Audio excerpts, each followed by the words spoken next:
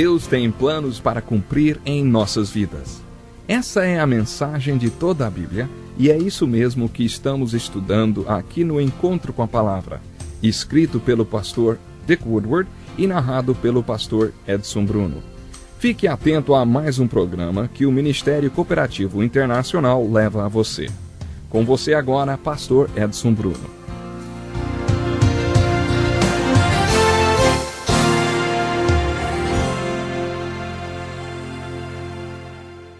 Bem-vindo a mais um programa Encontro com a Palavra. Acabamos de iniciar um estudo do primeiro livro da Bíblia, o livro de Gênesis. Ao final do nosso último estudo, eu estava comparando o relato bíblico da criação com a evolução ateísta. Seria bom você fazer algumas observações quando ler o primeiro capítulo de Gênesis e estudar a criação à luz desse livro, a fim de chegar a certas conclusões interessantes.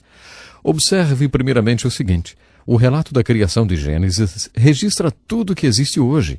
Tudo é resultado de 3 atos principais de criação da parte de Deus. Há muita mutação e desenvolvimento entre esses 3 atos de criação. Depois desses atos originais da criação, o Espírito de Deus continua a manipular, mudar e desenvolver essa criação. Existe um paralelo entre o relato da criação e aquilo que muitos cientistas acreditam. Os cientistas estudam as formas de vida que existem hoje e observam suas mudanças e desenvolvimento e então dizem: isso existe, a vida se desenvolve, isso evolui, isso sofre mudança. Alguns cristãos ficam horrorizados, têm chilique e dizem: não pode ser isso. Muito bem, quando você lê o relato da criação de Gênesis, o que ele diz, hein? O que ele realmente diz? O livro de Gênesis diz que houve 3 atos de criação, mas que entre um e outro ato de criação houve mutações e desenvolvimento. É aqui que eles discordam. A expressão Deus e bara aparece 3 vezes no relato bíblico da criação. Deus criou. É nesse ponto que muitos cientistas discordam do relato da criação. Alguns deles não consideram esse dado porque ele foge de sua realidade. O criacionismo envolve o sobrenatural, o subjetivo e o espiritual. De acordo com os cientistas, você não pode ser científico em cima de dados sobrenaturais. Resumindo, acho interessante considerar os paralelos entre a ciência e o relato da criação de Gênesis. Existem 3 pontos para os quais os cientistas ateístas têm extrema dificuldade para encontrar respostas. Há 3 pontos onde o relato de Gênesis diz: criou Deus. O cientista ateísta tem dificuldade para responder essa questão. Mas como tudo começou? Quando você começa do princípio, eles realmente não encontram resposta nenhuma. Lembro-me que certa vez participei de um seminário numa conhecida universidade e um renomado cientista estava dando uma palestra. Quando ele disse: nós chegamos nos gases. Aí eu levantei a minha mão e ele me olhou através dos seus óculos fundo de garrafa e disse: não me pergunte de onde vêm os gases, hein? Bom, era exatamente essa pergunta que eu ia fazer. Você está vendo? Todos eles, todos os cientistas param na questão de onde tudo se originou. De onde tudo começou? Esse é o ponto onde a Bíblia diz: Deus. Deus criou. Devido à maneira como os cientistas definem as disciplinas da ciência, um cientista sempre vai dizer: eu não consigo acreditar que Deus criou. Pessoalmente, eu acho difícil entender por que os cientistas dizem que eles acreditam na teoria do Big Bang, por exemplo. Houve esse grande Big Bang, explosão. Tudo começou de alguma maneira. A Bíblia diz que houve um Big Deus, e que esse Big Deus criou. E foi assim que tudo começou. Esse Big Deus criou.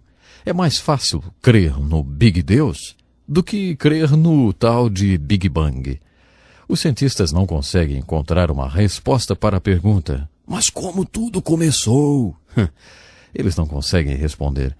O segundo ponto para o qual os cientistas não encontram resposta é: como a vida vegetal evoluiu para a vida animal? Não está faltando só um elo. Há 3 elos faltando e esse é o segundo deles. Mais uma vez a Bíblia diz: Deus. Foi um ato de Deus. houve um ato de criação.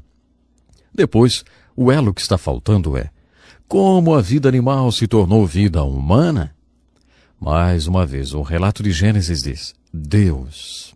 Nesse relato lemos que Deus criou o homem. Eu não sei quanto a você, mas para mim essa observação é muito importante. Nos 3 pontos para os quais os cientistas não têm resposta, o livro de Gênesis nos responde. É fascinante observar as antigas teorias sobre as origens. Voltando 400, 500 anos atrás, nos dias de Colombo, eles acreditavam nas coisas mais esquisitas quanto à origem da Terra. Eles possuíam uma ideia muito primitiva quanto a respeito do que, como tudo começou. E isso há apenas 400 ou 500 anos.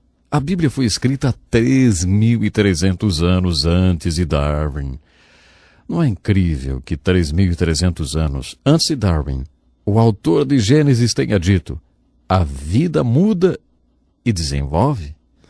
Isso é muito interessante. A Bíblia é o livro sobre redenção. Mais uma vez, existem 1.189 capítulos na Bíblia e apenas 1,5 capítulo fala sobre a criação. A criação não é uma disciplina da ciência. Essa questão pertence ao campo da teologia ou talvez da filosofia. Eu não sei se você já estudou filosofia. Eu estudei. Filosofia, eu acabei estudando por 1 ano e o curso terminou com o professor fazendo a seguinte afirmação. Durante esse ano concluímos 4 coisas, ele disse, e escreveu no quadro negro. A primeira é: eu não sei. Ele escreveu no quadro. Depois de 1 ano estudando com um de seus alunos, claro, achamos que era bem provável que ele estivesse certo. Ele não sabia. A seguir, a segunda conclusão, ele também escreveu no quadro. Vocês não sabem.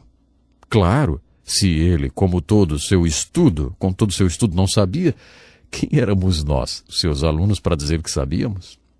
Bom, assim aceitamos a sua conclusão. Sua terceira conclusão, e ele escreveu também no quadro, era: ninguém sabe. Baseados em todos os textos que tínhamos lido durante aquele ano, não era difícil aceitar isso também. Sua quarta conclusão foi, e ele escreveu também no quadro: é inteligente pensar sobre isso. Isso sim é filosofia. Primeiro é: eu não sei, você não sabe, ninguém sabe, mas é inteligente pensar sobre isso. Se você quiser, poderá enquadrar a criação no campo da filosofia. Poderá chegar à mesma conclusão do filósofo e dizer: eu não sei nada sobre a criação. Você não sabe nada sobre a criação. Ninguém sabe nada sobre a criação.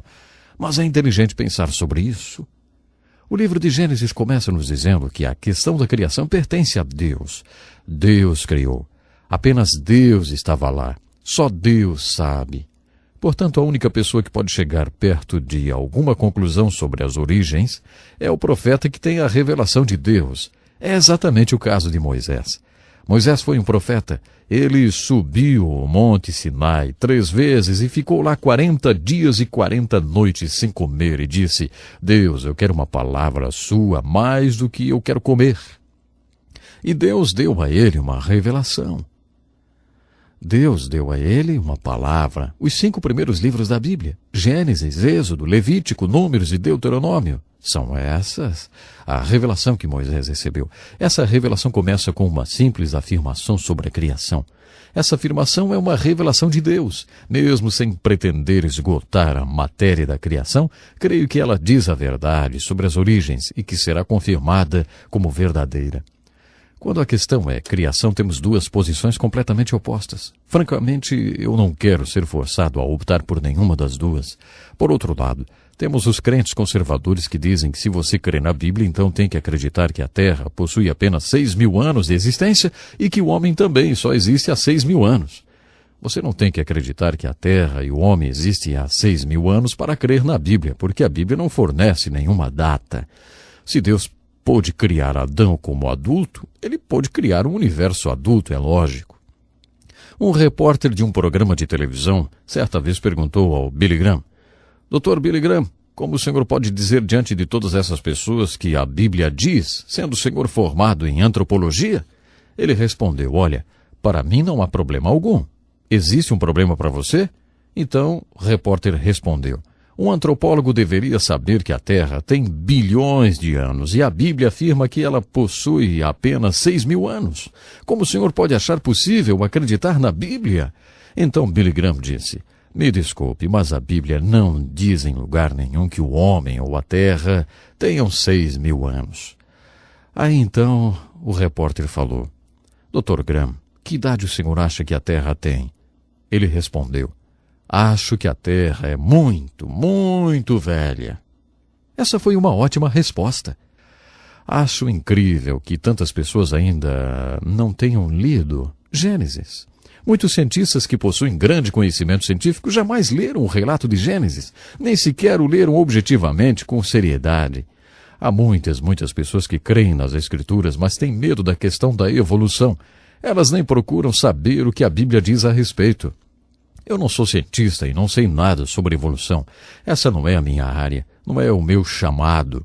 O que eu gostaria de propor é, uma vez que esse assunto sempre vem à tona, vamos ler o relato da criação de Gênesis. Não tenha medo desse assunto, não fique pensando que você tem que defender Deus. Simplesmente leia o livro de Gênesis fazendo a seguinte pergunta: o que realmente há aqui a esse respeito?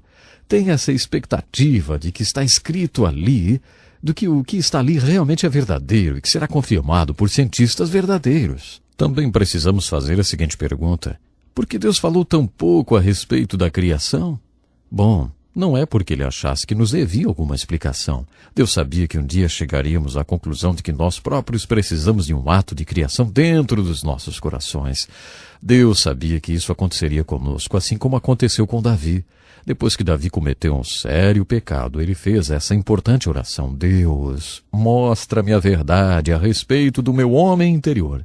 Quando Deus mostrou a ele a verdade sobre o seu interior, Davi fez essa oração, na qual usou a palavra bara. Cria em mim, ó Deus, um coração puro e renove em mim um espírito reto. O que ele estava realmente dizendo era: Deus, se o Senhor não operar o milagre de criação no meu coração, eu vou pecar outra e outra vez. Eu preciso de um ato de criação no meu interior. A resposta à oração de Davi é um novo nascimento. E Jesus fala sobre isso. Sim, Jesus estava falando quando afirmou: não te maravilhes de eu te dizer, necessário vos é nascer de novo. O que é nascido da carne é carne. Você tem que nascer de novo. Precisa de um ato de criação. Quando os apóstolos comentaram os ensinamentos de Jesus sobre o novo nascimento, eles se referiram à criação. Paulo disse: se alguém está em Cristo, nova criatura é. E mais, somos criação de Deus e criados em Cristo Jesus. As pessoas que nasceram de novo experimentaram um ato de criação e, como resultado desse ato de criação, elas são criação de Deus. Eu creio que Deus deseja realmente que percebamos a nossa necessidade de um ato de criação dentro de nós. Você já experimentou esse novo nascimento? Pense nisso, hein? Bom, até o nosso próximo programa. Que lição importantíssima.